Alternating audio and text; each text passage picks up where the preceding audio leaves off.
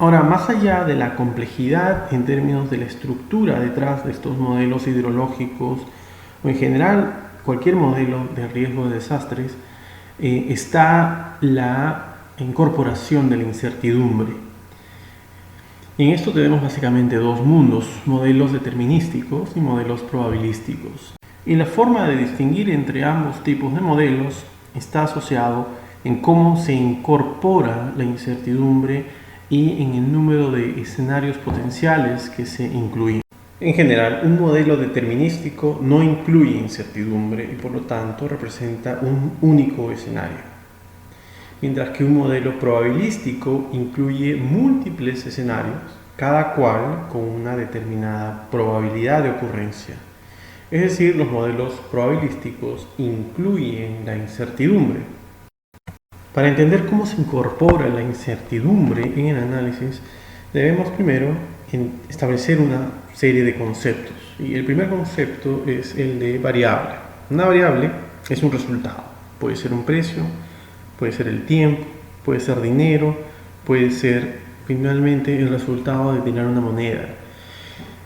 Esta variable puede tomar dos tipos de valores: valores discretos y valores continuos.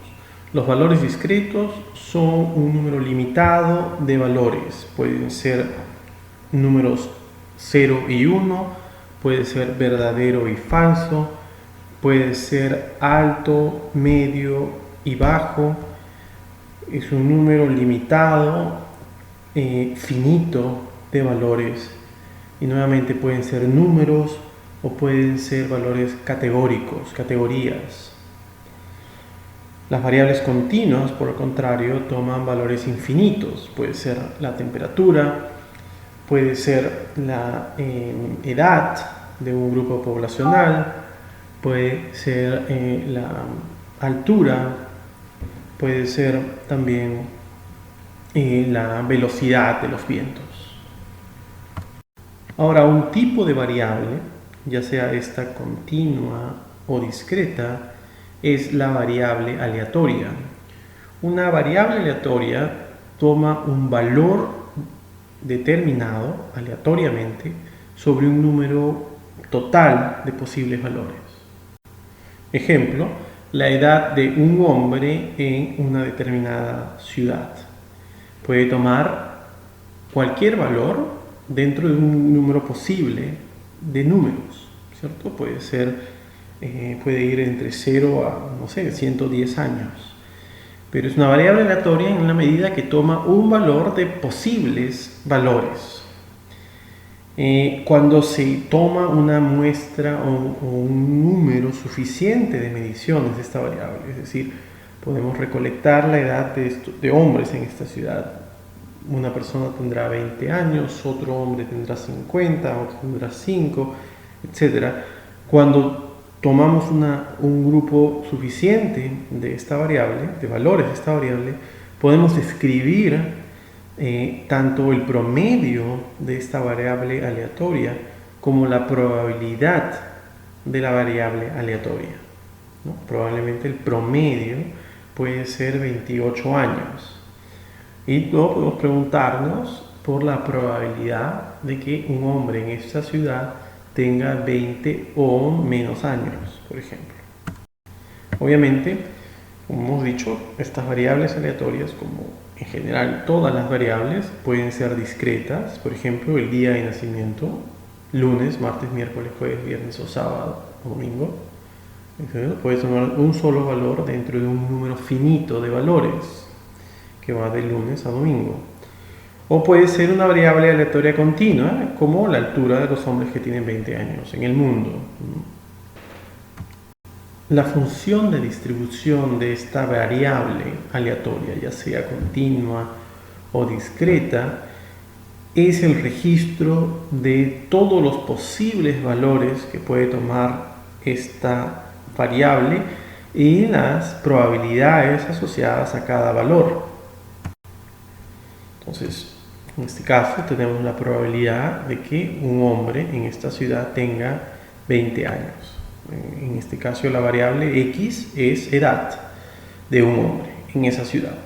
Entonces la probabilidad de la edad En este caso es igual a la probabilidad, por ejemplo, de que la edad sea igual a 20. Si P de X cumple estas condiciones, se le denomina probabilidad, ¿cierto? Que tome valores entre 0 y 1 y que la suma de todas las posibles probabilidades, o sea, la suma de las probabilidades de todos los posibles eventos sea igual a 1. Es decir, la probabilidad de que un hombre tenga 20 años, más la probabilidad de que tenga 21, más la probabilidad de que tenga 22, etcétera, hasta la probabilidad de que tenga 110, por ejemplo, cubre todas las posibles edades en esa ciudad. Entonces la suma de todas esas probabilidades debe ser igual a 1. Esta distribución de la variable aleatoria puede tomar diferentes características. Una de ellas es la distribución normal. Decimos que cuando una variable aleatoria se distribuye normalmente, se tendrá un tipo de distribución que es simétrica, es decir, que la probabilidad de estar encima de la media es 50% y la probabilidad de estar debajo del valor promedio es también 50%. Es decir, los valores de esta variable se distribuyen proporcionalmente, simétricamente alrededor del promedio. Por lo tanto, es posible también determinar las probabilidades de que una variable aleatoria caiga dentro de ciertos rangos alrededor de la media. Esto se puede representar en este gráfico. Una distribución normal tiene una forma de campana y es posible de saber cuál es la probabilidad de que un valor esté dentro de una desviación estándar de la media, o dos desviaciones o tres desviaciones estándar de la media. Usualmente en una distribución normal los valores siempre caen, la mayoría, casi todos los valores van a caer dentro del rango de 4 desviaciones estándar. Como vemos en la figura 8, esta distribución es simétrica porque los valores que están a la derecha del promedio, en este caso el promedio es 0, tienen la misma probabilidad que los valores que caen a la izquierda del promedio. Este no es el caso de la figura 9, donde el promedio, en este caso es alrededor de 1, pero hay muchos más valores a la derecha del promedio que a la izquierda. Es decir, la distribución no es simétrica. Todas las variables aleatorias tienen una función de distribución acumulativa, es decir, una función que caracteriza la probabilidad de que la variable aleatoria sea menor o igual a determinado valor. En el ejemplo de la edad de un hombre en una determinada ciudad, sería la probabilidad de que la edad sea menor o igual a 20. Esa sería un punto de la función de distribución acumulativa. Luego podríamos preguntarnos por otro punto, cuál es la probabilidad de que la edad sea menor o igual a 21. Pero esta idea de que se acumulan las probabilidades hasta los 20, es decir, la probabilidad de que un hombre sea menor o igual a 20 años, incluye la probabilidad de que sea 20, de que tenga 19, 18, 17, etc. O sea, acumula diferentes probabilidades puntuales. Y obviamente, este es el caso tanto para una variable aleatoria discreta como continua. Para una variable discreta, una función de distribución acumulativa se calcula sumando las probabilidades para cada evento. Cuando la variable aleatoria es continua, se tiene que usar una integral. La integral es la equivalente a una sumatoria en cálculo infinitesimal. La figura 10 representa una función de distribución acumulativa, en este caso para la distribución normal. Y como podemos ver, la función de distribución acumulativa toma todos los valores continuos o discretos en el eje X y la probabilidad puede ir desde 0 hasta 1. Ahora bien, como hemos dicho, las variables aleatorias pueden tomar diferentes valores dentro de una gama posible de resultados. Por ejemplo, la variable aleatoria huracán en una determinada zona geográfica puede tomar diferentes valores discretos si es que queremos medirlo por intensidad del huracán, ¿no? Puede tomar un valor de 0 si es que no hay huracán, puede tomar un valor de 1 si el huracán es de nivel 1, puede tomar valor 2, 3, 4 o 5. El problema es que para el análisis de riesgo de desastres nosotros quisiéramos tener una idea de cuál va a ser el valor asignado o cuál es el posible valor que puede ocurrir en esa determinada área geográfica. Es decir, quisiéramos poder pronosticar o predecir la presencia de un huracán. Quisiéramos saber cuál es la probabilidad de que ocurra. Y más importante, qué factores podrían explicar esta ocurrencia. Y para esto tenemos que usar información científica y experiencia de huracanes en esa zona geográfica o en zonas geográficas similares y estimar estas probabilidades. Una forma de hacerlo es poder predecir en base a variables que causen el huracán. Y para esto tenemos que distinguir entre dos tipos de variables.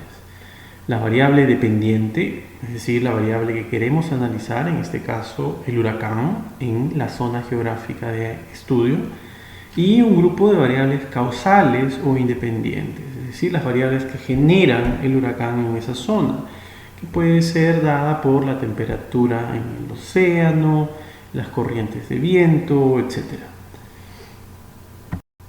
La forma en que la variable dependiente es afectada por las variables causales puede ser modelada a través de regresiones.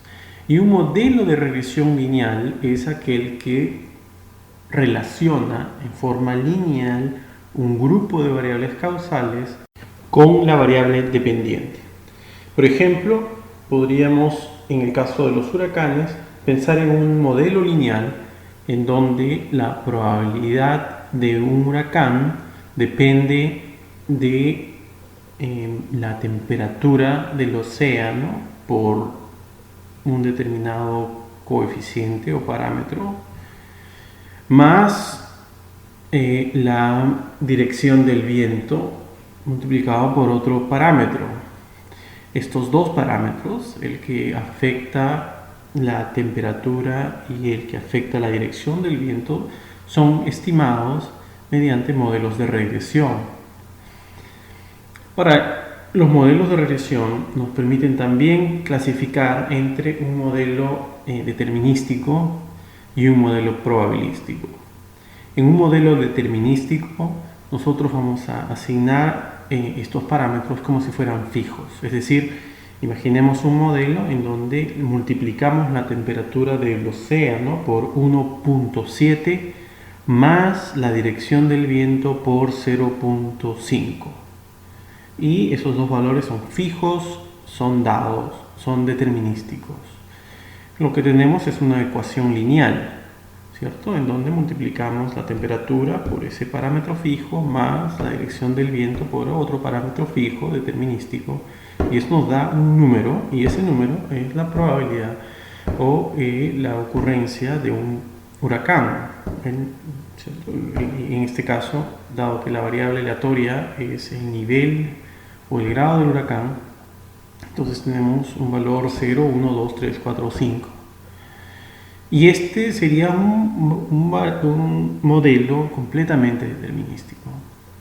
Por otro lado, si estos parámetros que estamos usando tienen algún tipo de distribución, es decir, el parámetro 1.8 es simplemente el promedio, pero se distribuye de acuerdo a una distribución normal. Puede tomar un valor 1.8, puede tomar un valor 1.6, 1.5, 0.9, etcétera, con determinada probabilidad.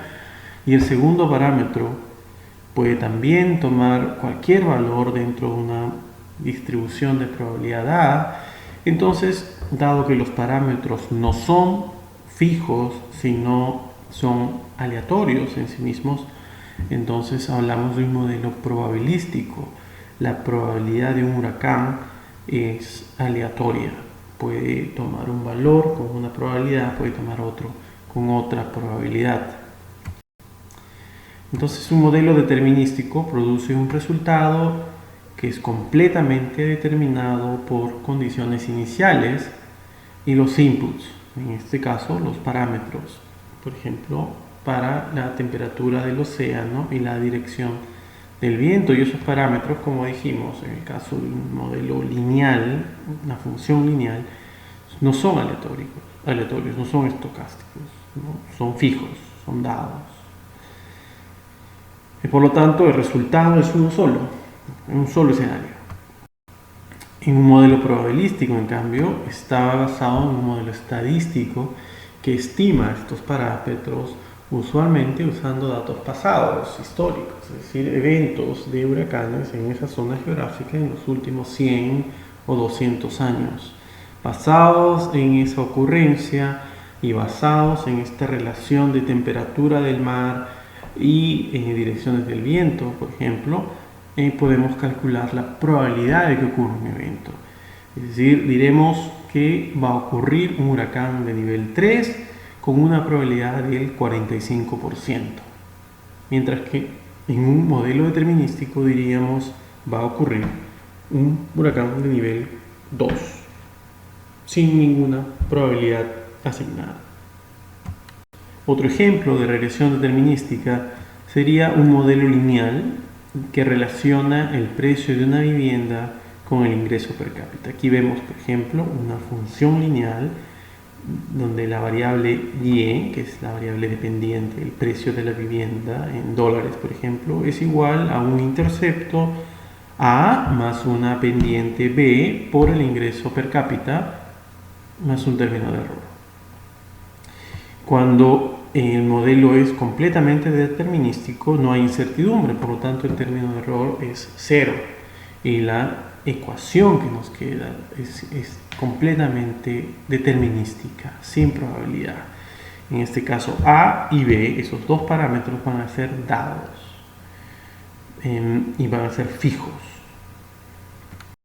Esta es la representación lineal del modelo determinístico. Para cualquier ingreso per cápita se asigna un precio de la casa. Por ejemplo, si el ingreso per cápita es de 10, esto en 10 miles de dólares, por ejemplo, entonces el precio de la casa va a ser aproximadamente 190.000 dólares. Y esta relación es fija, es determinística, no hay incertidumbre en este modelo determinístico. Tampoco hay otros escenarios, hay un solo escenario. El precio de la casa será 190 cuando el ingreso per cápita es de 10. En este caso, en el modelo determinístico no hay diferencia entre lo que se predice y lo que realmente ocurre. Es decir, en términos estadísticos, el R cuadrado de la regresión lineal, para aquellos que saben modelos de regresiones, sería exactamente igual a 1, es decir, una estimación perfecta. Obviamente esto es artificial, el R cuadrado no está reflejando que se estime en forma perfecta el futuro, sino que simplemente no hay un término de error, no hay una incertidumbre incorporado en la regresión. En el caso de la regresión probabilística, el modelo no puede explicar toda la variación en los precios de las casas solo con el dato de ingreso per cápita. En este caso se incorpora un término de error y obviamente el R cuadrado de esta regresión es menor a 1. El modelo probabilístico se grafica incluyendo en este caso intervalos de confianza. Es el hecho de que la incertidumbre se incorpora que permite que la predicción no sea los triángulos, que sería la línea determinística, sino que es posible encontrar valores fuera de ese triángulo, pero dentro de estos intervalos de confianza con cierta probabilidad. Por ejemplo, en el caso usual es que 95% de las veces los valores o escenarios que nosotros vamos a predecir van a caer dentro de estos intervalos de confianza. Obviamente el ingreso per cápita explica un buen porcentaje del valor de la casa y eso está dado por el recuadrado estadístico. 96% de la variación en los precios de la casa son explicados por el ingreso per cápita, pero no es suficiente, no es 100%. Aún hay un 4% que no es explicado por el ingreso, que es explicado por otras variables que desconocemos. Entonces el modelo asume que existe una distribución de los precios de las casas para cada nivel de ingreso y ese es lo que se llama como la mejor estimación, pero no es perfecta, no es determinística. Hay aún un componente de error con el que hay que vivir y que permite que se den escenarios distintos, escenarios posibles. Entonces el modelo determinístico es asumido como una alineación perfecta, mientras que el probabilístico no presenta el mismo tipo de exactitud y eso lo vemos en el siguiente gráfico. El modelo determinístico representa una relación lineal y exacta entre el ingreso per cápita y el precio de las casas, el cual está dado por los puntos, por los rombos azules, mientras que el modelo probabilístico representa estimaciones que son probables dentro de un intervalo de confianza. En este caso, 95% de las veces vamos a generar escenarios que caen dentro del intervalo de confianza. En general, todo desastre incluye algún tipo de probabilidad. Por ejemplo, el nivel de intensidad de un terremoto o una inundación incluye incertidumbre y probabilidades y por lo tanto deben ser analizados con modelos de probabilidad. Sin embargo, ningún enfoque puede satisfacer todas las necesidades.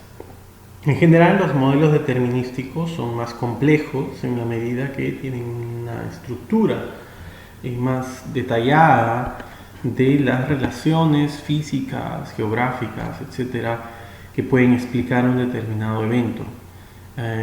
Son modelos con más estructura en el sentido de que existen mayores relaciones entre variables, muchas variables, y más complejos en la interacción de las variables. Por ejemplo, estos modelos de flujos que vimos en el caso de los modelos hidrológicos.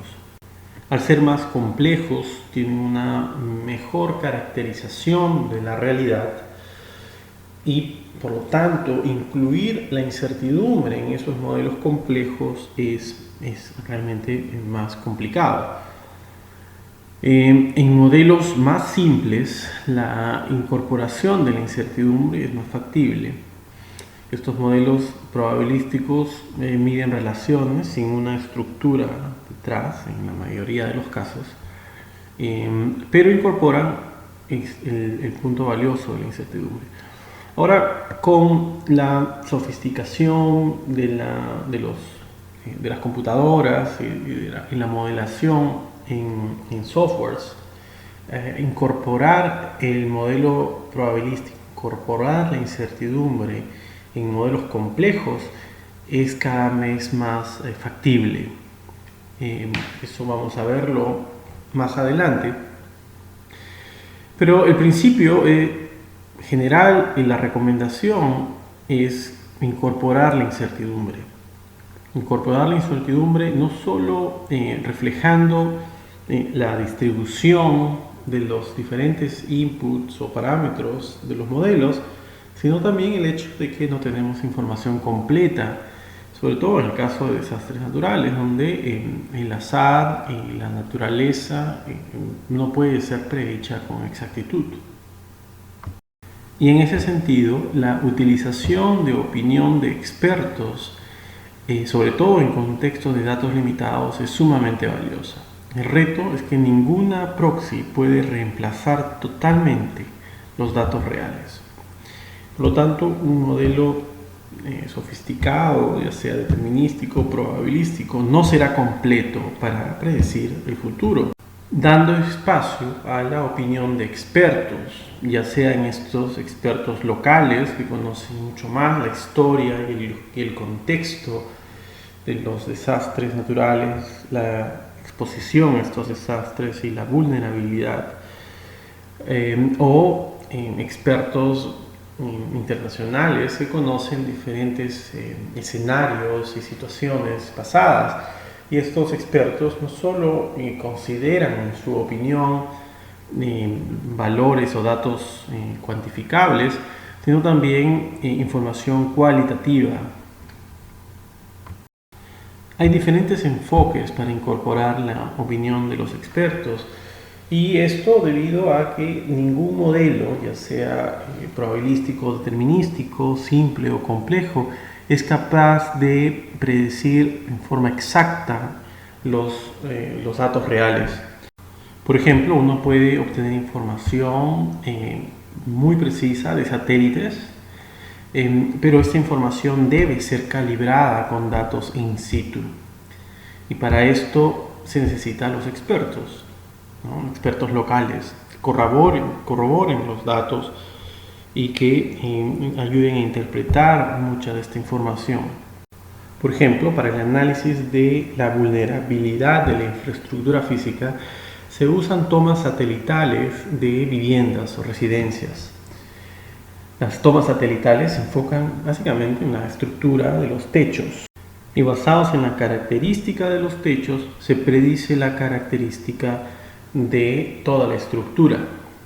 Obviamente se necesitan expertos locales, corroborar estas predicciones con datos in situ, en donde se visitan las residencias y los edificios, por lo menos de una muestra, y se corrobora que esta predicción es correcta.